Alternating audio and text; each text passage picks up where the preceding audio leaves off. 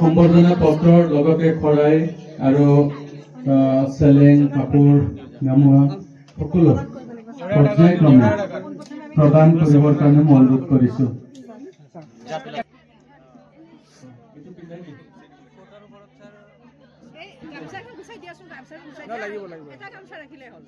পিছত লাগিব গোটেইকেইটা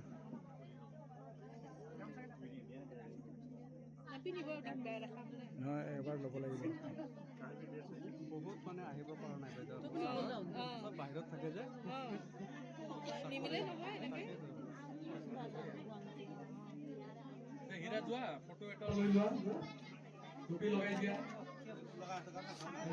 দেৱী মই 97ৰ পৰা 99 লৈকে ইয়াতে আছিলোঁ। এখন বিদ্যালয়ত পঢ়িছিলোঁ আৰু ডেকা ছাৰৰ লগত বহুত মানে আমাৰ মেমৰি আছে এখন স্কুলত।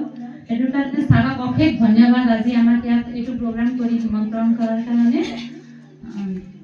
বাকী মই খাওৰাং গৰিগাঁও এল পি স্কুলত এছিষ্টেণ্ট টিচাৰ হিচাপে আছোঁ আৰু লগতে মই বিজনেছ এটা চাই আছোঁ। তপন শৰ্মা, মই 2003 আমি দুজন ক্লাছমেট আছিলোঁ। সুভাষ আৰু মই এইখন বিদ্যালয়ত অধ্যয়ন কৰিছোঁ।